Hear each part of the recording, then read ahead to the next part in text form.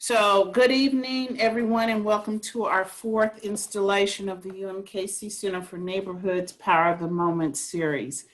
We realize that life is happening and that you could be spending your time elsewhere, but you've decided to spend a little time with us, and we want to acknowledge your sacrifice of time. So thank you for that. Let me point out a few housekeeping guidelines. We are in webinar format, which means that you are automatically muted. For those of you who are trying to eat your supper, go ahead. It's okay. We won't see that. Go ahead and enjoy your meal. So we built in time for Q&A. So please put your questions in that Q&A box at the bottom of your screen and put your comments in the chat box. And before I go any further, I have to acknowledge the team who makes all this magic happen. That's Miss LaMonica Upton, Miles Brown, Aaron Royals, Minister Greg Wilson, Cash Wilson, Jamaica Whitehead, and my partner in good trouble. He introduced me and I love that. So my partner in good trouble, Dr. Jacob Wagner. So I'm Dina Newman. I'm the director of the UMKC Center for Neighborhoods, which is housed in the Department of Architecture, Urban Planning, and Design. In 2015, the center was founded by former Senator Shalon Kiki Curls and Dr. Jacob Wagner, Director of Urban Studies and Associate Professor of Urban Planning and Design. Through an equity lens, the center engages, equips, and empowers our neighborhood leaders and advocates and residents with the tools that they need to address the challenges in their community. Using an asset-based community development curriculum, we provide a free 12-week leadership training program that focuses on neighborhood planning and development, neighborhood health and safety, communications and technology, and leadership and governance. Since our official opening just 4 years ago, we have engaged with over 175 neighborhood leaders representing more than 65 unique neighborhood organizations. To our cohort graduates, I see you. Thank you for joining us. I also see that there are funders here, there are social workers here, there's friends that are here, and we thank you too for joining us this evening. So the Power of the Moment series came about in June when this country, well, actually the world saw, felt, and heard what BIPOC community has seen, felt, heard, and experienced for generations.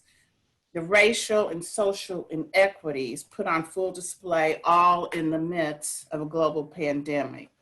So this series provides the platform for truth, for deeper learning, and hopefully for authentic conversations that lead to more than just talk, but actionable, sustainable, positive change. This evening's session, Power of the Moment, Part 4, Main Street, How a City's Heart Connects Us All. Dr. Wagner and I are going to take a seat on the sofa and have a conversation with our special guest, Dr. Mindy Thompson Fullilove. Some of you may remember Dr. Fullilove when she was with us back in a session we had in 2018, where she shared lessons from her books Urban Alchemy and Root Shot. Then last fall, she was back in town with her incredible 400 years of inequality timeline. Miles, can you show that? Because that is amazing. I don't know if you can pull that up. Anyone have that photo of that timeline? We will work on it and pull it up. All right. So while you're working on that, let me read Dr. Fullilove's bio. Mindy Thompson Fullilove, MD, LFAPA, Life Fellow of American Psychiatric Association, and Honorary AIA, is a social psychiatrist and professor of urban policy and health at the New School. Since 1986, she has conducted research on AIDS and other epidemics, in poor communities, with a special interest in relationship between the collapse of communities and the decline in health. From her research, she has published numerous articles, book chapters, and monographs.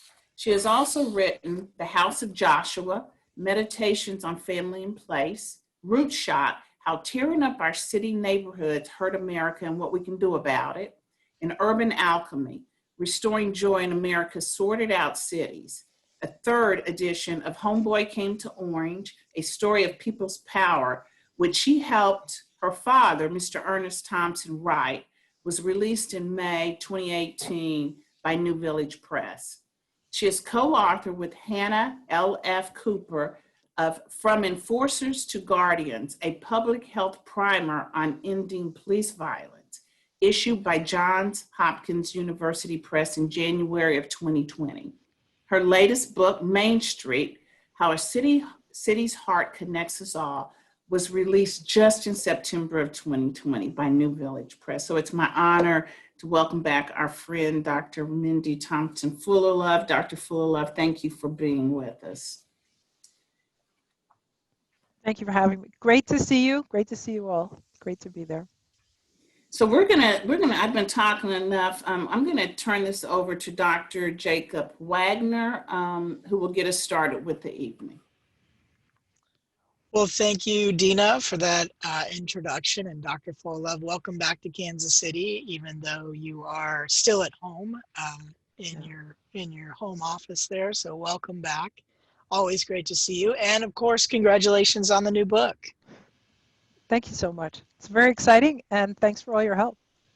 So let's talk a little bit about the journey that led you to this new book and the new focus on Main Streets. And in particular, Dina mentioned previous books that you've done. Most folks know about the root shock, which in a lot of ways really diagnosed the problems of inner city urban neighborhoods. And I was thinking as I was preparing for today, you know, a lot of scholars are content with kind of diagnosing the challenges. But you're a restless soul, perhaps a spirit who was not content with just diagnosing sort of what was wrong with American cities and the challenges we face. And you went through this journey with Urban Alchemy and now Main Street. So maybe for some of our visitors and guests here who don't know about that journey, if you could just maybe hit a couple of high points of how you ended up on Main Street through your research, starting off as a psychiatrist, and now you're really a psychiatrist and an urbanist. You know, that's a really interesting question, Jake. One of the things is that our group was working on root shock. We were working on all these epidemics. So we started off being a research team looking at the AIDS epidemic. Then there was the crack epidemic, which worsened the AIDS epidemic. And the crack epidemic was accompanied by a lot of violence. And the violence was accompanied by a lot of mental illness related to violence and trauma. So it was, and then there were other multi-drug resistant tuberculosis. There was a lot of epidemics all in a row. It was very depressing. It was like every year there was a new epidemic. And all being managed dreadfully, not as bad as this, but very badly. And so we said it was depressing. It's like, what are we going to do about it? Because it was clear to us there were deeper problems that were creating vulnerability to all this disease. So we decided to look for solutions. So that was like a team decision. We had a retreat. We made that team decision. So we started looking for solutions. Around that time, I went to France at a colloquium on drugs, AIDS, and homelessness. And I met Michel Cantal-Dupart. And he said, you know, if you're looking at the problems of a neighborhood, you have to understand the city, because the neighborhood is a creature of the city. And I'm a psychiatrist. I didn't really know what a city was. I was like, what's a city? Right. So I asked him if he would teach me, and he said he would. This required me to go to France a lot. It's a hard job, but somebody had to do it. Somebody had to do it, yeah. Somebody had to do it. I had to do it. And so he started teaching me about what you do. Mm-hmm. And then I met other people who were doing cool things. So sort of it grew in that way. But it was really our team decision. We've got to look for solutions. Mm-hmm. And so you did that, and in Urban Alchemy, you really came up with sort of 9 different elements of what makes, you know, for a sort of restoring joy and putting the whole back together. How was it that from that sort of looking at the whole, we end up then back at the heart, back at the center? What was the journey there from thinking about, you know, the whole city and holistically how we address this sort of fragmentation to then just sort of going right to the core, to the center of Main Street? It was kind of an accident. I was just sitting in Starbucks, as one does, and you know, sitting in the window. It was a sunny day, on Main Street in Englewood, New Mm-hmm. Jersey, where I was living, and there was 1 million people walking by. And I said to myself, wait, Main Street is dead. This isn't dead. This is fun. Mm-hmm. And then I, being a psychiatrist, I said, if Main Street isn't dead, what is it doing for the city? Mm-hmm. So then I started studying Main Streets. So I had this idea. I always think everything will be easy and quick. So I thought Right. I'll go to 100 cities quickly, 2 a week. I'll be done in a year. And but it just didn't work out like that. So it took 11 years. I went to 178 cities in 14 countries. I looked at Wow. a lot of Main Streets a lot of times, and slowly, it was very slow. So it took a while. But it was good that it took a while, because since it took a long time, I got to learn about time. If I'd only been Mm. doing it for a year, how would I have known anything that changed? I wouldn't have. But this way, I got to see climate change as disasters started piling up. I got to see gentrification. So a lot of things that were revealed because it just took me so long. And so time is one of the dimensions of how we got here. We didn't get to fragmented cities and fragmented neighborhoods and main streets that are struggling overnight, right? That process was, systemic and in many ways decades in the making. And now here we are, where, with some main streets fully functioning and maybe not in the current pandemic, even fewer main streets fully functioning. But, you say in the book clearly that, some main streets, some neighborhoods, you connect the main street itself to its context, and you really get into these different examples in a really interesting way. So out of the 178 that you visited, really you do a deep dive in a number. Maybe you could share that process. I think one of the beauties of the book is sort of it unveils kind of how we could all be taking walks and doing the scroll and stroll, if you will, of visiting a path within a city and then making sense of it. Back in 2002, so right after the attack on the World Trade Center, I made the acquaintance of a Japanese environmental psychologist, Hirofumi Minami. Mm. So Urban Alchemy, and I would also say Ruchak, are very much guided by architects. So Michel Cantal-Dupart in the case of Ruchak, and then Ken Doino and Dan Rothschild in the case of Urban Alchemy. But Main Street was really the real person who was like, go that way, was Hirofumi Minami, who was very fascinated by psychoanalysis. And Mm. in Japan, where he lives, there are very few psychoanalysts. And they said, you don't really have any problems, so you can't have psychoanalysis. But when he came to New York for his sabbatical, he did have psychoanalysis. He really enjoyed it. And after his sessions, he would go walking around the city. Mm. And so he came up with this idea of a psychoanalysis of the city. Mm. And this seemed like it would be a real help, would really help me go deeper in understanding, what I was trying to get at with these Main Street studies. So we decided that we would work on his psychoanalysis of the city and Mm. my Main Street problem by walking Broadway with our Mm. friend David Chapin. So we had 5 walks along Broadway, most of them on very cold days. Mm. And then we went back to David's office, with books and articles and newspapers, and we were thinking, so what's, sort of free association to everything we Mm. had seen. So that was a really great process, and that's what we came to call the Stroll and Scroll. That's his name for it. Mm. And And yeah, we just to add, we can all do it. It's not yeah. hard. And the story from New York is quite compelling. The story of Wall Street and the name, where the name comes from, and how the opening of the museum for Native American history, and sort of that dynamic. Maybe you could just sort of mention a little bit of that context as well. One And of the books that Hiro was interested in having us begin our reflections with was a children's book called Here is New York. And right. the book says, so this is Wall Street, which got its name from a wall which was built against the Indians. Mm. So now down in the lower part of Manhattan, right at the tip, the old customs house has been turned into a museum of the American Indian. So Mm. sort of behind the wall. Mm-hmm. So all sorts of twists and turns. The patterns, I mean, one of the things you study throughout your visits is really about patterns. It's about the ways these patterns get set. And that story in particular, I think is amazing to think of that particular part of American geography and the power there.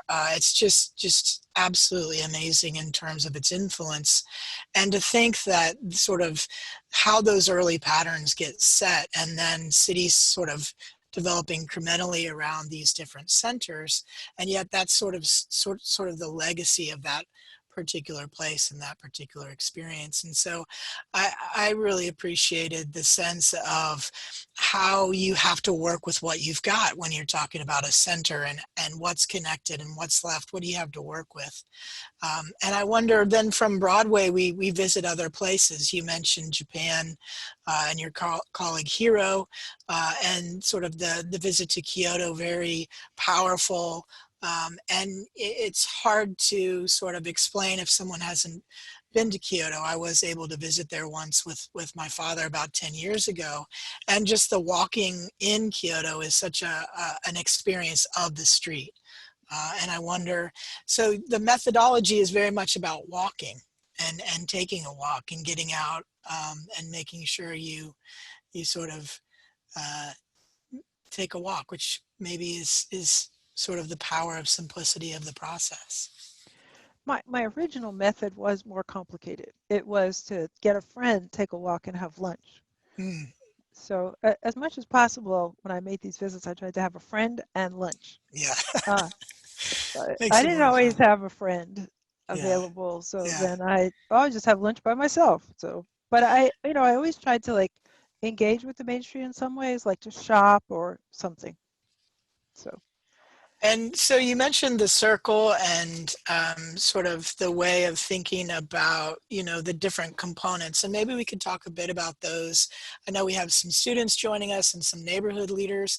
And it's very compelling to me that there's a vocabulary here. You talked about time, but the other elements of the line and the tangle, this kind of language really helps you visually understand things that take a long time to develop. And so we have to kind of pick them apart to make sense of them.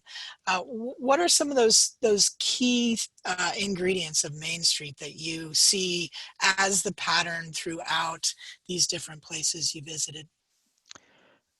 Very early on, I started kind of, I'm thinking of Main Street as like the Main Street of the city, and it was kind of the commercial center. That's sort of, and it had things, and I came to call that the box. But if so sort of the box is very important because it has sides. The buildings make the sides, and then the street is the bottom and the sky is the top, and so it's kind of set. And in American Main Streets, there tends to be punctuation. There's a beginning and an end of the box. Mm-hmm. A gas station is a very typical American ending to the box Mm-hmm. on a Main Street. And that's just where you put, that's it. That's all you got. You go to the gas station. So I was a little surprised on a visit to a Main Street a town near Englewood, where I was living, Tenafly, Main Street I really enjoyed, that had, stuff I like to go to. There was a bookstore, there was a good bakery, there was a post office I went to all the time, there was Mm-hmm. a cookware store, a movie theater. I mean, I just went there all the time. But if I had to go to the supermarket, you got to see this expanse of space. So you could go through the bakery if you wanted to, which I always did. And then the bakery had a parking lot behind it. And then there was a parking lot before you got to the supermarket. So there's this vast expanse of parking. Mm-hmm. It was like they had knocked down basically most of 2 blocks to make parking Mm-hmm. in what should have been the downtown. So it was a little bit like a Western where there's a false front, Right. and then nothing behind it. Yeah. And I was like, wait, this is not good. And you couldn't go anywhere on your feet in any direction because there were wide streets and people were driving these big, Lexus trucks. Mm. A Lexus truck is a very scary thing. Right. So Yeah. so you couldn't walk. so I was like, wait, there's something else going on here, and that's what I came to call the circle. But then, you know, actually quite a while later, I mean, I knew there was what I called the line, which was the street, but I slowly realized that actually that was the whole key to the thing, was that the street went somewhere. And where did it go? It went to the next main street. Mm-hmm. And that main street went to the next main street. So they're all connected. And for a long time, I was struggling with that until the image that's in the book, which my colleague Jake Eisenberg had made, this map of all the streets in Essex County. That looks like a tangle of spaghetti. And it just came to be in my mind, the tangle. Yeah. The tangle is really where all the action is, as you know, Jake. Right. Because it's not the well-being of one main street.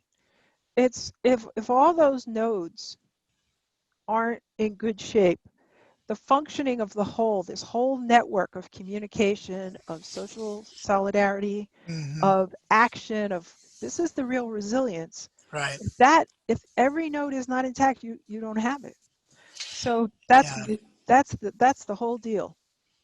And that is a big message, you know. So Dr. Fullilove, you know, in the book you talk about place, the psychology of place. Could you talk, you know, Kansas City, we have over 240 different neighborhoods. And then the one time when you were here, you and I had the opportunity to go out and drive some of our neighborhoods. That was a very special time for me because, and I will share with the audience, we were driving through certain parts of the city, and I was talking about, you know, the vacant lots and vacant homes and the burned down homes. And at some point, Dr. Fullilove looks at me and she says, Dina, she says, these are opportunities. These, you know, I kept using the term vacant lots, and she says, you know, and I wrote this, she said, she called them pleasant acres. She said, these are pleasant acres. These are possibilities. These are opportunities. So now that has always stuck in my mind. And like, she's right, because part of the work that we do with our neighborhood leaders is, you know, flip that script and look at the opportunities that are available. Take what you have learned and capitalize on that. So when we talk about place, you know, I think it's different for different people. So if you could share with us the psychology of place. But just to talk about the vacant lots, it's like good trouble. Exactly. Yes. Vacant lots are good trouble. And you want to buy them up. Buy all of them now during the Depression. Get all the funders to give you money to buy all the vacant lots. There you go. All right, funders who are on here, you heard Dr. Fullilove say that. So when I call you tomorrow, you know, hey, just give her the money. Bet that phone call. Yeah. So, psychology of place. I started working on the psychology of place. You know, again, it was another accident, but quite a while back. I was working in Harlem, where there were a lot of vacant lots, and I was going around saying, oh, there's so many vacant lots, until somebody pulled my coat and said, no, it's good trouble. But I was like, what does this do to you to be surrounded by vacant lots? But as a psychiatrist, I had no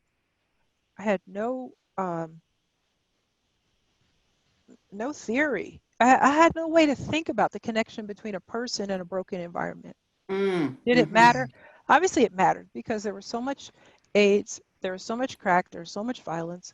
What had happened? How did a burned out building, how does the loss of 30% of the housing hurt social and sexual relationships? I didn't know the answer to that.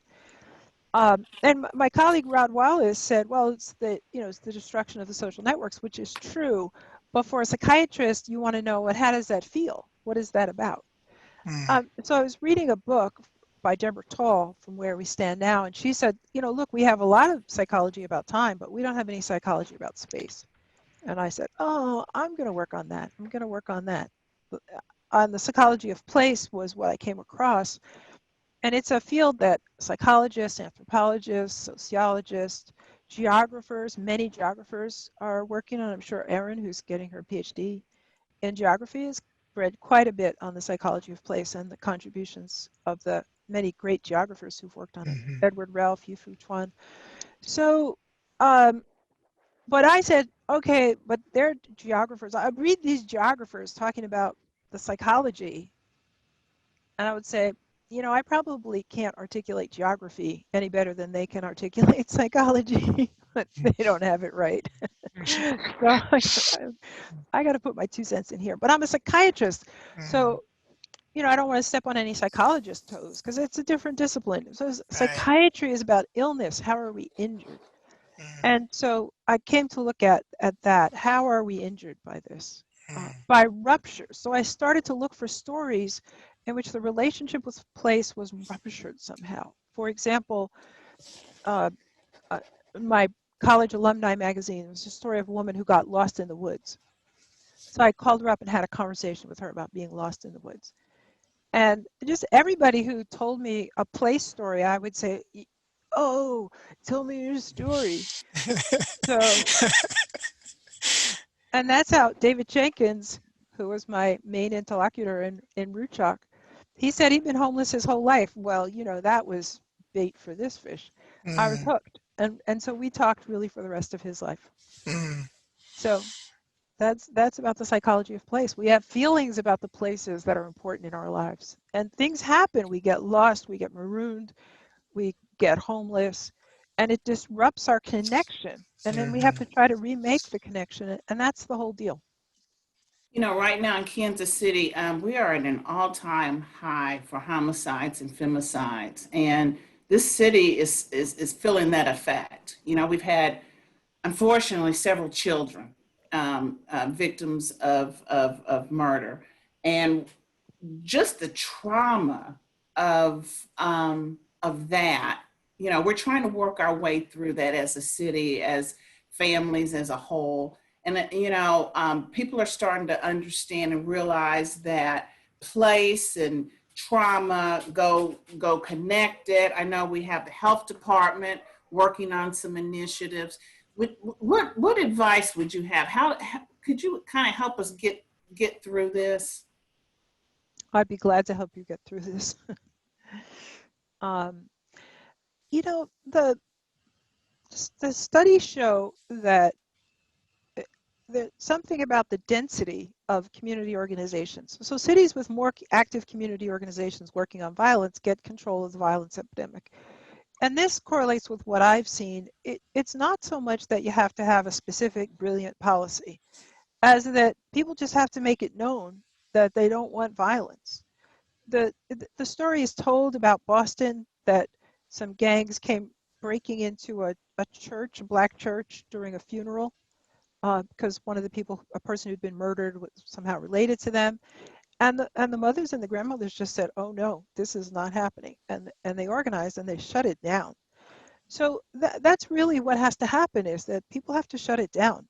And I think it's really it's the number of organizations and the coming together. It's the coalition that says, we're not going to have hate, we're not going to have violence, we're going to have love. And how do you express that in Kansas City? Kansas City knows how to do love as well as any city, maybe better. So that's what you got to do.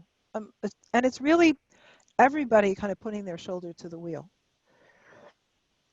It's not the worst problem to tame, because it's really a problem of people feeling isolated and frightened and feeling like their only choice is to do violence.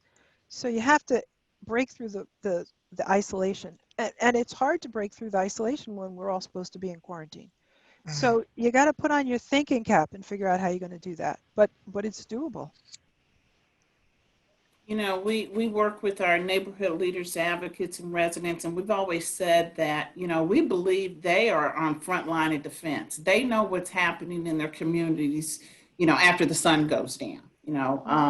And we want to make sure that we continue to empower them with those tools and that support to be able to, like you say, you know, they could be the first line of defense into de-escalating. So I'm just wondering if you could, you know, speak a little more about that to our neighborhood leaders who are on now. Any tips or tools that they can employed to help address, some of this? Um, I'm just going to take a second and quiet my computer because it thinks it's supposed to tell me things. So many things go buzz, right? Yes.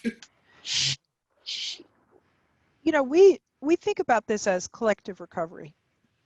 And I talk about that in Root Shock, that after 9/11, our group had a real moment. We had just done the field work for Root Shock. So we'd been in Pittsburgh, we'd been in Roanoke, we'd been in Newark, we'd been in St. Louis, we'd been in San Francisco, talking to people about what urban renewal had done, how it had torn apart the neighborhoods. And we knew about the ways in which it had ruptured the bonds among people. But we hadn't published this. And we said that this destruction of the World Trade Center is the same thing. It's breaking bonds among people. How do you put those back together? And so we created an organization called NYC Recovers, which was an alliance of organizations. And the goal of our alliance was to help people who are working on the social and emotional recovery of their own constituents. And basically our proposition was, and Jacob, you'll relate to this, the idea that from Lewis Worth, that organizations are crucial to the fabric of the city. There are many organizations. We said, okay, organizations are central to the fabric of the city. There's a nearly infinite number of them. If you count all the banks and all the Boy Scout troops and all the churches and all the organizations within the churches, there's so many organizations. And if each of them would take their piece, each of them would say, yes, we are on the front lines, and this is what we're going to do. They don't have to do somebody else's piece, but they have to do their piece of the social and emotional recovery. Then you get back on your feet. So in your situation, I think the issue is to use your convening power to bring them all together and make an umbrella organization, because it's very important that people get to share ideas. Nobody actually knows what to do. What is the youth choir at the Baptist church? The First Baptist, there's got to be a First Baptist church. Always. There's always a First Baptist church. It's the First Baptist Church of Kansas City, Mo. What is that youth choir supposed to do? Well, I don't know, and you don't know. But there needs to be a process where they come and everybody figures it out. And then people copy each other. In our project, for example, there was a young woman who built labyrinths. And everybody just loved labyrinths. So if you had a health fair, there was a labyrinth. If you were celebrating something, giving people awards, there was a labyrinth. There was just always a labyrinth all year. So it was just something about calming and the way a labyrinth works that was very meaningful in that moment. We felt quite lost. So I think you use your convening power. I think you call, like a weekly meeting of all the organizations, and you say, okay, we're responsible for the social and emotional recovery of the city. Wow. And you all start talking about what that means. And it's sort of, what does it mean to you? What's yours to do? That some piece of the crisis in Kansas City is theirs. And if everybody does their piece, your city will come back. Well, I had to write that down, y'all. We are responsible for the social and emotional recovery of the city. That is powerful. Wow. Okay. When I was looking through your book, Dr. Fullilove, I misread the scrolls as strolls. And and I was looking at your drawings, and I thought about our neighborhood leaders who are doing asset logs. So part of our work is when they're in class, we teach them to go out with a map, to look at the assets in their community, and to realize that assets just aren't people, places, and things. I mean, just things. It's people, places, and things. So Ms. Jones, who is a retired school teacher, is probably a real asset right now with everybody trying to homeschool. So we have them go about, look, with their map, looking at the assets of the community. And when I was looking at your book and I was looking at the scrolls, which I, again, thought was strolls, I thought, well, this is interesting. Can you share a little bit about that? Well, remember, it's stroll and scroll. It is. Okay, so I was reading properly. Okay. Yeah, it is. Okay. So it's two tasks. So the Okay. stroll is you go walk around. But Right. the Okay. scroll is you come back and then you lay out what you saw. And then you do this, because it's a psychoanalysis of the city, you do this free association. And that makes me think. That reminds me of a book I read. That reminds me of a song. That reminds me of, Mm. and so you add the layers to it. Oh, wow. Okay. Yeah. And part of those layers are the social organizations and networks that you're talking about, because it is I was thinking when Dina was talking about the way that people are disconnected in Kansas City, and our geography is part of that. We have the many places spread throughout the metro region that were once a center. They may still be a center or not, but they are in many ways cut off from each other. And this really struck Yeah. me when we were working at, I know you visited 18th and Vine, and we were able to display the timeline that you worked on for 400 years of inequality. And when we were working with the students several years ago, we really figured out that the biggest problem with 18th and Vine is how disconnected it is. Highways, railroads, large areas, like you said, just a number of parking lots, if you get enough of them next to each other. And so that's the physical. But then the social side is this, reality of people won't go visit another place maybe. And so I think that's also part of the conversation in terms of building alliances and connections, and building trust, and taking walks together to visit a new place that maybe you haven't been, to experience a neighborhood again, and with someone, with a friend, with a neighbor. That's one of the innovations that Dina really came up with, was this idea of sister neighborhoods, of us connecting across the city, not just with sister cities in another country, but sister cities right here in our own in our own city. Yeah, it's a great idea. The thing is that the if you go through the list of things that worry us, the Kansas City is very spread out, and not only spread out, but there's actual real blockades between the Mm-hmm. pieces, Mm-hmm. and strong, gorgeous pieces, Mm-hmm. but broken from each other. Mm-hmm. And many of them disinvested, and many of them don't like each other, not to mention segregation, disinvestment, and Mm-hmm. what's the economic base of Kansas City, not to mention COVID. So not to mention, if I may say, the White House pumping out hatred as a political tool. Mm-hmm. So we're in a very difficult situation. But one of the things that's, I think, important to ponder is that all of these problems are in the same space. So the ecological crisis that we're in is in the same space of the Mm-hmm. segregation that we're Mm-hmm. in the same space of COVID, in the same space of deindustrialization. We have to solve all these problems simultaneously. We can't tackle them one by one. And so the issue is, like when we're back in math in high school and we had to solve simultaneous equations. This is a simultaneous equations problem. Mm-hmm. And that's where the genius of the collective comes in.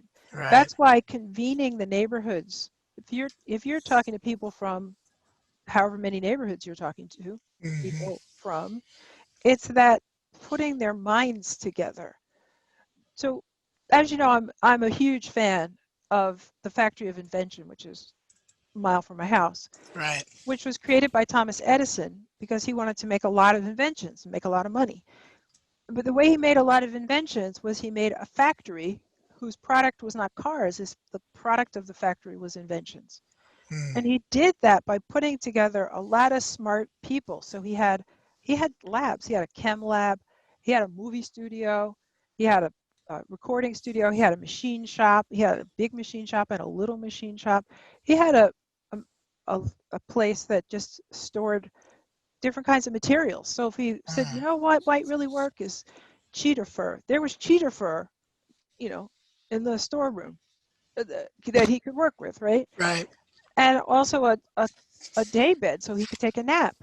Very important for the Factory of Invention. Right. So how do you make the factory of invention? You make the factory of invention by convening the people of the neighborhoods to say we have problems, and our collective recovery is in our hands. And they are the fact, that conversation is the factory of invention. And you know, a lot of times when we're working on that factory of invention, for example, here in Orange, it's 5 people having a boring conversation. I'm like, this is never going anywhere. But then that it's not true, because then it bursts out in some way and it's breathtaking, and you're like, oh, the 5 people touch 5 people who touched 5 people who touched 5 people, and now we know something we didn't know before. Yeah. So You know, I love that chapter, and it was Urban Alchemy, where you said, like you just said, keep the whole city in mind, because we do tend to work in silos here in Kansas City, and when you do this messy, hard neighborhood work, and like you said, you got to keep the whole city in mind. If we continue to do what we're doing, I liken it to, putting one sandbag in each neighborhood to stop the flood. That is just not going to work. So, part of our work that we do with our leaders is, like Jake talked about, the sister neighborhood, but also empowering folks with the tools where they are able to go out and work with city officials, work with funders, so that they can give those resources to have a more collaborative effort to address the issues in the community. I remember when you were here, you showed an image, and it was Find the Elephant.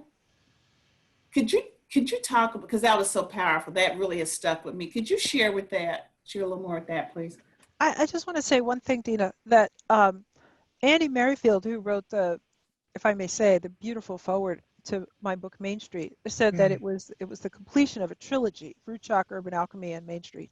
And the two of you have read all 3, and it's fun how it goes back and forth, like something I said in Urban Alchemy or something I said in Fruit Shock becomes really essential not to understanding the book Main Street, but to the conversation about what are we going to do next. That the 3 are a trilogy, as he said. I never thought of them as a trilogy in that way.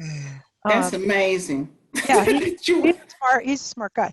Anyway, yeah, so my Michel Cantal-Dupart, who you will remember, said that if you wanted to solve the problems of neighborhoods, you had to think about the city. So I asked him if he would teach me about cities. So that ended up with me going to France every year, which, as I said, was hard work, but somebody had to do it. And then we would go around to his projects all over France, mostly in the Southwest, but other places as well. So what was he would always talk about a project he had done before, which was called Banlieue 89, which is Suburbs 89, and which had to do with integrating the suburbs where they had built new housing basically after World War II for the flood of people coming from the colonies. And they put them in this new housing, but it was at the periphery of cities, and they had failed to make the new housing part of the city. It's very much the problem you face in Kansas City, that as Kansas City grew, the parts were not adequately linked to the old core, right? So you just have a sprawl of, doesn't make any sense. So but in those crowded, tall, disconnected apartment buildings filled with people of color or poor French people, that everybody was like, well, they're from the colonies, they're not really French. So other things got laid on. And Cantal said, this is going to be a problem. This is going to blow up in our faces. We did a bad job. We got to fix this. And we got to fix it in time for the bicentennial of the French Revolution. And the president, Francois Mitterrand, said yes and gave them authority to do a really great project. And one of the things Cantal said was that in the greater Paris region, they had to go look for the really precious things, and those were the elephants. And the elephants were everywhere. So they had to go look for, what was out there, the elephants. And then what you do is you connect the elephants. So the map of the elephants is in Urban Alchemy, which is why I mentioned about the trilogy.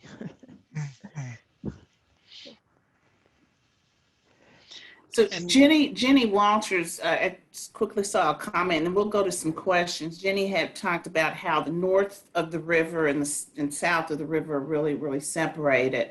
And that's what made me think about find the elephants. There, that's the focus we need to work on, Jenny. So, Aaron, would you like to go to the questions and pull out some questions for Dr. Fullilove, please?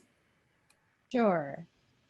So I'll start at the top. So Jean asks, I would be interested in knowing how the interaction of macrocultures and diverse microcultures in and around the mainstream culture interact in the cities Dr. Fullilove visited. How do those interactions shape a city? Yeah, I would like to know that too. good question, Dr. Chavez. Oh, we have to introduce you to Dr. Chavez at some point. He's working with us with our work with the Kansas City Museum, and Yeah. I would say he probably has some ideas himself, being quite a scholar of Kansas City's history. Yeah. And we would bring him on microphone if we could right now. But Dr. Chavez, I will say, with Dr. Fullilove's new book about Main Streets, when you think about Kansas City, especially KCK, where I know Dr. Chavez is from, I'm thinking here of like Central Ave. What a great street. What a beautiful, amazing heart of the community in KCK. And a lot of people throughout the region have no clue it's there. And it's just this rich, urbanist street. It's very walkable. It has all kinds of businesses along it, everything you need pretty much. And it's just the kind of, if you want to use those terms, microculture that makes our region stronger by having a place that is authentically connected to community, has so many different stores. You can go get everything from new soccer gear for your kids to, a dress for your daughter's quinceañera. And so it's very much about neighborhood commerce, neighborhood activity, neighborhood celebration when they have a big parade. And that's exactly what we're talking about as far as connecting Urban Alchemy to the main streets. Is the work has to happen somewhere, I think. And so that's maybe a little bit of the micro and the macro. And I think the macro, or the larger sort of piece, gets monotonous, if you will. If we think of maybe like 119th and Metcalf, you could be anywhere in the United States if you go to 119th and Metcalf. And once you're there, the human body is really dwarfed. There's no box. The lines are confusing, and there's no enclosure of space. Whereas on Central Ave, the space embraces you, and then add on to that the cultural embrace. And that's what I think this book really helps you to see of what we've lost in the process of suburbanizing our region and other regions like this. Yeah, and I just want to say my study really wasn't designed to go at that level of analysis. I was really looking for something else. So I cannot answer that question. I'm really glad Jake did. Thank you, Jake. Appreciate it. That's why we need teams. Yeah, exactly. Absolutely. Yeah. Aaron, any other questions? Aaron or LaMonica? Yeah, we've got lots of questions. So Okay. the next question is from Evie. She's interested in what you think the impact on neighborhoods of our current sharp political and cultural divide, and if neighborhoods can play a role in unifying us. Yeah, I think that the use of white supremacy and white nationalism as a political tool is tearing at our national fabric. Not that racism wasn't there before, but the active pushing it as a wedge to drive us apart has driven us apart across the nation. And add to that then what happens when you have hatred organizing epidemic response. So I talked about studying the AIDS epidemic and the crack epidemic, and those are both epidemics where you could see this. We wrote a paper called Redlining the Epidemic, that the epidemics were redlined. They had to do with people they didn't care about, so let them die. And the current administration doesn't care about anybody, so we can all die. It doesn't matter. So when you redline an epidemic and you let people die and you don't take care of the economic fallout of having to shelter in place as we are, you create a catastrophe.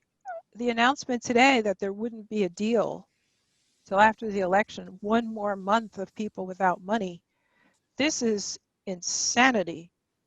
And I speak as a psychiatrist. This is not rational policy making. So we're in terrible trouble. And can neighborhoods help? People of goodwill can help. And so what we were talking about before about the organization saying, what is ours to do in this situation? I think it's very important. In Orange, New Jersey, we've used our main coalition. We're part of a Healthy Orange Coalition, Culture of Health, originally funded by Robert Johnson Foundation, to work with a wide array of partners in a campaign we call Turn on the Love, which in Spanish, in our neck of the woods, is translated as Enciende el Amor, which I think means like enciende is like to burn, like whatever, turn on. But anyway, we're having a festival. The mayor said we can't call it a festival, so it's a music festival with the festival crossed out, which is kind of funny. But anyway, the festival is called Enciende el Amor. But obviously, because you have to do social distancing, what do? So the team figured out that they wanted to hire musicians to do socially distanced playing by restaurants. So they went around to all the restaurants, so Benji's Taqueria, etc. All the La Rosita, which is a Mexican restaurant, all going to have musicians playing, musicians that they like, during on the several days of the festival. And that's that's like an effort to turn on the love. And we feel like that's what we have to do in this era. People of goodwill have to turn on the love. There has to be a counterforce to hatred. That's the bottom line. And all of us can do that every minute of the day, even having to social distance as we are. There's a lot of ways to turn on the love. You can put up a sign in front of your house. You can do chalk on the street. You can have socially distanced outdoor things. So there's a lot of ways to turn on the love. And there's never been a moment where we needed love more.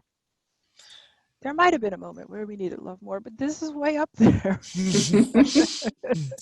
And Evie has a lot of resources at her disposal. She's got the Arts Asylum, which is one of our favorite little spots, a beautiful historic church that's been turned into really a factory of invention for creative people right here in Kansas City. So Evie, we're expecting to drive by and see something that says something about turning up the love here in the next few weeks. Yeah. Well, we said turn it on, but turn it up. Turn it on. Indeed. Whatever. Indeed. Turn it on and turn it up. Whatever you want. Enciende el amor. Absolutely. Aaron, LaMonica, other questions? I don't want to pronounce the last name, but I believe it's Valu. Kansas City has an old, deep history that different people perceive in various ways. I see our unique jazz legacy as a positive. Others see it as a negative. Some want to build a newer, sexier, shining persona. Others consider that a betrayal of our roots. How do we find ways to live in harmony in our tangles? It sounds like Miss Sharon Velo, if I've ever heard a question about jazz and Kansas City history. I bet that's who that is. Sharon, great. Thank you for joining us. And when Dr. Fullilove came, Dina and I and the team had a chance to go down to the Ethnic Art Gallery and to see the timeline. We printed out a very large copy. And so, Dr. Fullilove, you've been down to 18th and Vine, and you have a sense of what's left in a lot of our African American cultural heritage centers. You reference it in multiple books in terms of the impact of planned shrinkage and urban renewal and highways on often where our jazz and Black creativity was really founded. I think that's what Cher's trying to get to, of how do you balance that historical component, but also recognizing you need to grow and build and become new again.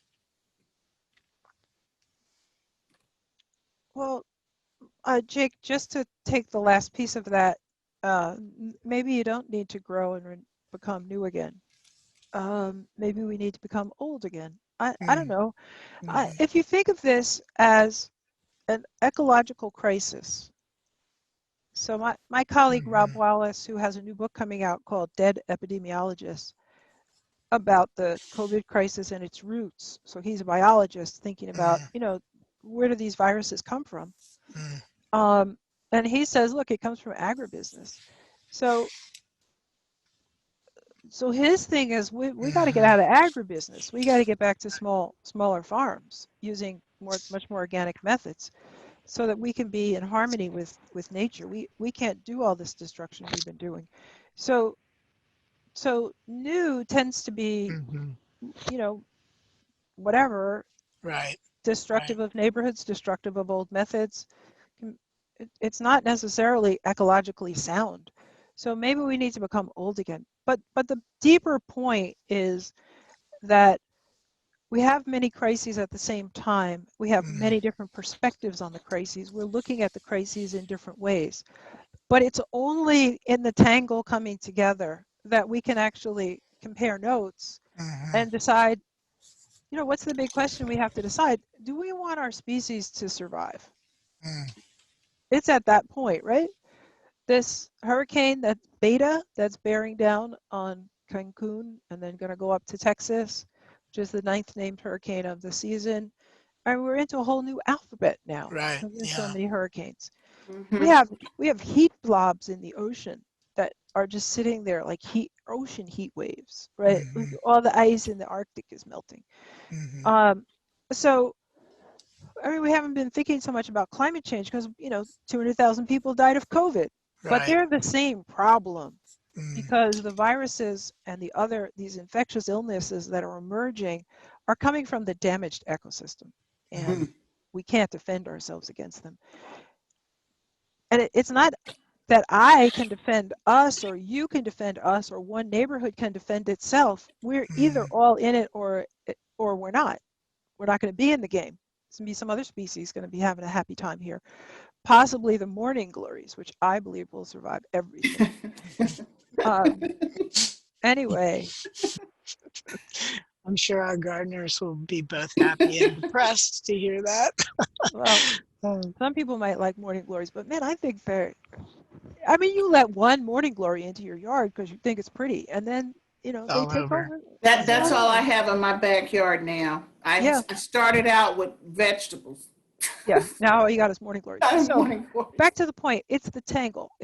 All the action is in the tangle. So the people who think they can build this and that, you know, 30 stories, skyscraper in Kansas City, um, you know, and they don't have to care about the history, they don't have to care about anything, Mhm. they're wrong. And they got to come to the table with the rest of us. Mm. Yeah, I think we might be on the verge of that, especially at 18th and Vine, of actually combining these things in important ways. Not necessarily new, maybe I used the wrong term, but the additive process of rebuilding urbanism. One of the things I love about this particular book is it is about recentering. And when you're not centered, right, you're flying around everywhere, you're trying to do 10,000 different things, and centering requires focus. Centering requires coming back to the heart and saying, okay, I'm here, I'm in this right place right here, I'm not over there, and I'm not way across, I am right here. And that captures our moment in so many ways. And it really made me think of the old poet and potter MC Richards and her book Centering, which is the book that my lovely wife Kate introduced me to back many Yeah. moons ago, when I actually tried to be a potter and someone who could actually make pots. And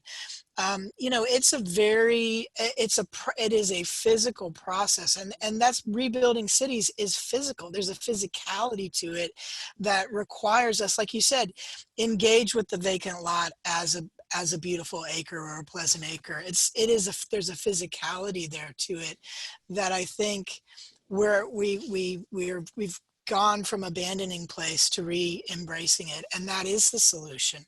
Because if we are going to get away from agribusiness into a healthier ecological system, it is going to be about those vacant acres being beautiful and pleasant again. Yeah. We And are. this is why I think main streets are so important as we come out of this crisis, that because they bring us together, because it's a space that's going to be in a very precarious position. But it's also a space that's the gift of this legacy. Architects have worked for hundreds of years to think through what are the buildings you put on Main Street. How do you make the box? Mm-hmm. The box is one of the great artistic creations of many civilizations borrowing from each other and thinking about it.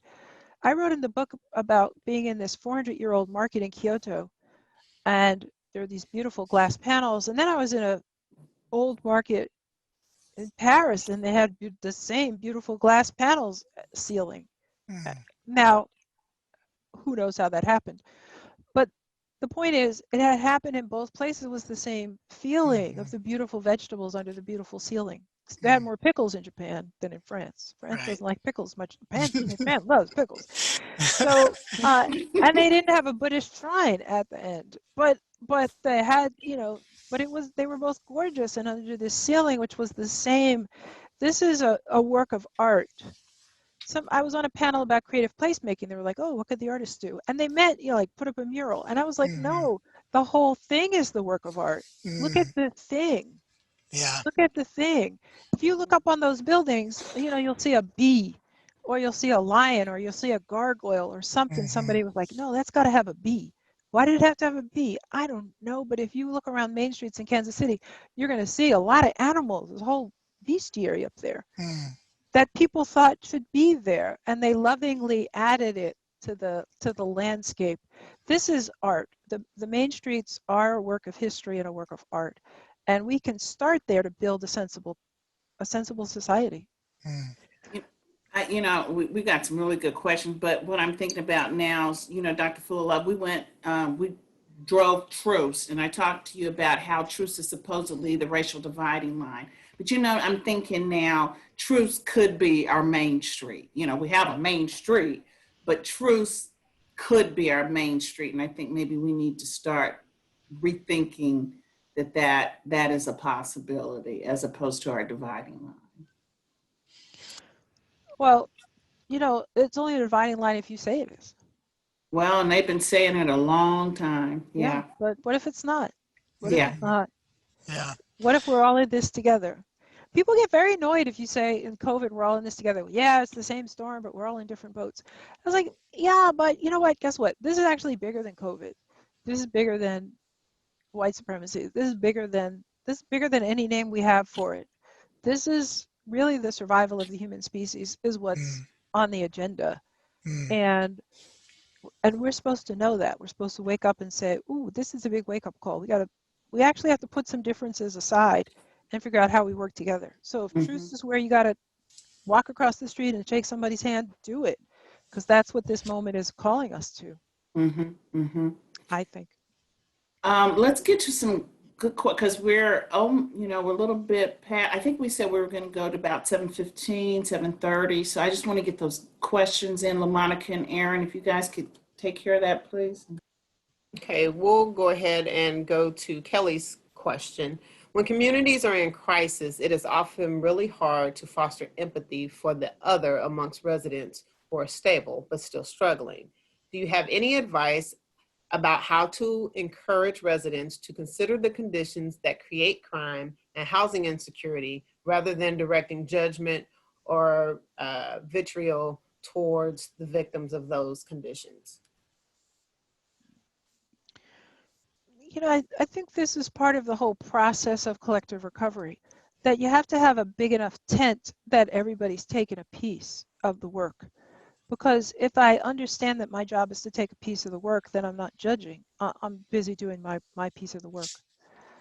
To give you an example, there was a 2-page ad in the New York Times of big corporations that were going to give 100% of their employees the day off on election day to support the democratic process. And that might not seem like much, but I think it's that kind of thing. It's like there's a lot of threats to democracy right now, all across the board. And how do we say, no, we're going to protect democracy? So these corporations in making the policy, and then in making the policy public, and in making the policy that they were all behind it public, they were taking on a piece of it. And that's what we're each of us asked to do. The Poor People's Campaign, which I'm a fervent supporter of, asked that congregations, 1,000 congregations, make a pledge to get 1,000 people out to vote. It's trying to increase the number of poor people who vote. And so my congregation, which is very tiny, signed up. And so we are, you know, I don't think, I mean, my congregation is about 25 people. I don't think we can get 1,000 more people out to vote, but we have friends, and we, you know, there's an Orange Interfaith Coalition. We can talk to them. We can talk to Healthy Orange Coalition. We could all work together. So we can be part of it. And what if we got 25 more people out to vote? We would feel proud. So we took up this, you know, this prophetic pledge that congregations should do this. So, you know, what if every congregation in Kansas City took the prophetic pledge? I mean, it feels kind of good to say we took the prophetic pledge. I mean, we're doing something, right? We took the prophetic pledge. We're trying. Doing something. Yeah, exactly. Action.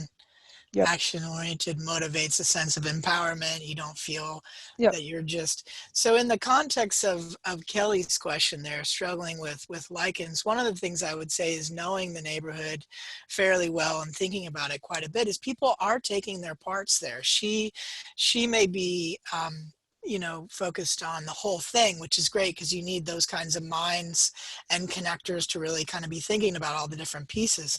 But from my observations of lichens meetings, and they have a team. And I think that's one of the things we've really encouraged neighborhoods to do is don't go at it alone. Don't try to be the president of everything and do everything. Learn your strengths and your weaknesses. Bring other people into the mix. Let them shine. Let them do what they do best.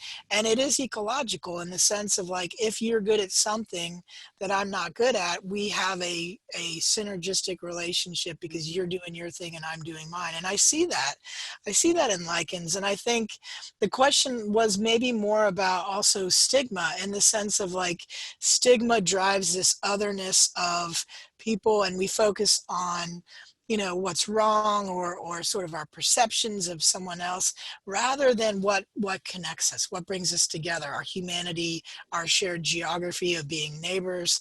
And so how do we have those tough conversations with somebody who maybe doesn't want to face up to the fact that yes, the person who maybe has an addiction or some other challenge also has these other gifts and talents and these kinds of things. Right.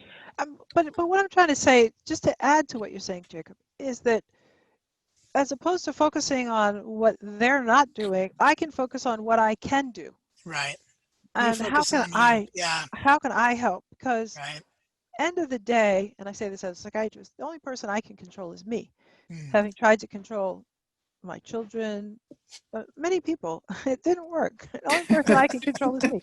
So can I do something? I can. So, right. So maybe redirection, and if people focus too much on what someone else isn't doing, that's keeping them away from doing their work. Yeah. And so sometimes we do that when we're just overwhelmed. Right. We'll say, well, we wouldn't have any problems if you would act right. That's never the case. So we're going to have problems. We're looking at a period where there's going to be a lot of hysteria. It doesn't matter, you know, the next 2 months are going to be the next 3 months, very difficult in this country. How do we calm the conversation? How do we help people engage with each other? This is where it's the work of pulling the neighborhoods together. So important, so crucial. And, you know, but really not to have them tell somebody else what to do, but for each of them to say, in this very difficult period that we're about to pass through, what's my piece? What can I do? If each of us does something more, we could get through this. Other questions, you guys? We're getting close to time. Yeah, I'm going to go back and ask a question that Jordan asked, which is wanting to hear about what your favorite place to visit in a city would be. When you're traveling to a city, what's the place that you stop by and just relax? Well, that depends on the city. So if I was in Kansas City, I would call up Dina and say, let's go see fountains. I just would. But we would swing by Gates on the way. Not We to. would. We would. I told you, you have a friend, you get lunch, and you know, There you go. there you go. There you go. There you go. Yeah. But so it's different in different cities. Every city has things that you want to see that are so special and so unique. In Kyoto, I write about my daughter-in-law and her family taking me to see the temples. Mm-hmm. It's an amazing thing. It's a city of Yeah. temples. So there's very special things in every city. And the great treat in life is to get to go to cities and see those things and enjoy them and participate in them and admire them. So. I remember when Dr. Fullilove was here, and Jake, you'll have to help me. She kept asking me about this one building. And she was like, we drove by it, and I got to go see that building again. Which building was that, Jake? I think it was, it's now the KU Med Center on Shawnee Mission Parkway, but it was originally, I believe, an AT&T modernist. It's kind of a low-slung modernist prairie building, very unique. I believe Kivett and Myers were the architects who did that. It comes from the Kansas City, same kind of architecture that we had from our airport and from where you have poured concrete. And yeah, no, I was going to say, Jake sent me the story of the architect who did it. Okay. And I remember you were just really intrigued with the plaza architecture. The fact that we have the Spanish Revival. Yeah. How cool right is that? It's so the middle weird. in the middle of. I was walking through that and I was like, wait, I've seen this, but it wasn't here. Where did I see this? It was in Santa Barbara, the same thing, Santa Barbara, California, where it makes it sort of makes sense, right? Sort of, yeah. Sort of. I mean, it's not really native to there either, but yeah, it's sort of, how did Spain get to Santa Barbara and Kansas City? Right.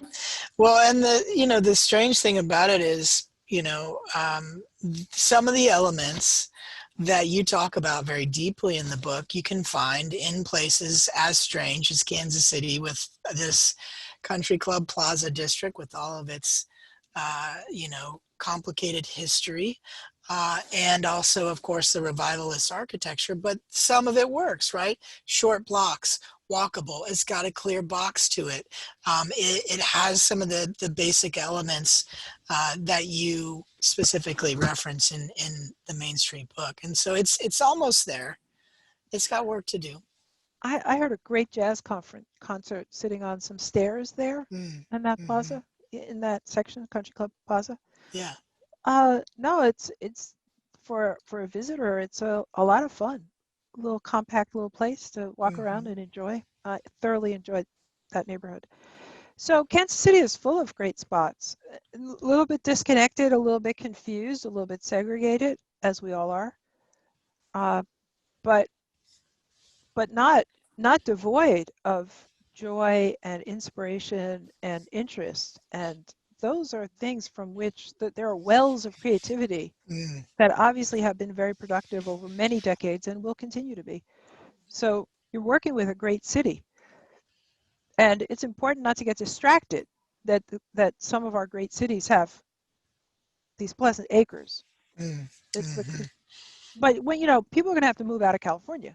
So you could send them a note and say, you're welcome to come to Kansas City. We have some pleasant acres to share with you. Yeah, I think Dina's friends in Oakland are shocked when they hear about it. So. Yeah. How about one more question, you guys, and then we're going to do the drawing for the books. Sure. So we'll go with Kemet's question. And he asks, in what ways can music and creative placemaking be used as a tool to rebuild our city's urban core? Well, obviously, because I was mentioning this creative placemaking question earlier, I believe that when you look at the box of Main Street, it is a centuries-long act of creative placemaking. And when you have to look at the scale of that, the scale, you have to appreciate the scale and the artistry and what people have created over hundreds of years of thinking about it. You want to get Jacob and some other architects to just really do a teaching on how the architects unfolded the design of Main Street so that it feels so good to us. That's the creative placemaking that you want to put at the heart, in my opinion, of this recovery. Mhm. Is that it's not something somebody painted it yesterday. Mhm. It's hundreds of years of conceptualizing and then people manifesting their visions. It's an incredible thing. So I think if we look bigger, we have both the time dimension, hundreds of years, Mhm. and the space dimension and the manifestation of the artistic vision, then we're really in the right ballpark. That makes sense to you, right, Jake? Absolutely. You know, we have so much beautiful work to do. You could call it trouble. You could call it, you know, creative placemaking. But we have, like you said, it's a good city with great people and amazing elements to work with. We're not working with, you know, we have a great fabric to start, and it's getting the sort of the right values and the right attitudes in place again to rebuild that box. I think the box, you know, it has some holes in it, has some tears in it, it has some, you know, different places need recentering. And it is the process of creativity that will help us get to that. You know, I don't think we can get there without music. I don't want to be in the city that doesn't have a space where you can make sure that there's a bit of serendipity, the unexpected, you know, encountering that. And I think, you know, Kansas City has played it safe for the last 50 or 60 years, thinking that that somehow we can sort of move out to the suburbs and avoid diversity and avoid variation and avoid interaction and all these things. And it has been distracting. It has been dividing. But what will bring us back together is actually the love piece, the love for the city and this place and being here together and saying, you know what, as many problems as we have, this is a beautiful city. What a great place to rebuild, you know? What a great place. Yeah, it really is. Very beautiful. I'm having flashbacks of all of our trips together, That's Tina good. Yeah, and Jacob, all the good times we had. We had some really good indeed. times. Thank you so much. I'm so grateful for you sharing your city with me. And And if we ever get to travel again, maybe I'll get to see you again. please Yes, do. let's Yes. hope so. And thank you so much for sharing your new book with us. We really enjoy it, and we want to share it with everybody. So thank you for all the work. We recognize it was a ton of work, a labor of love, if you will, and it really comes out in the new book. Mm-hmm. Thank you. Thank you so much.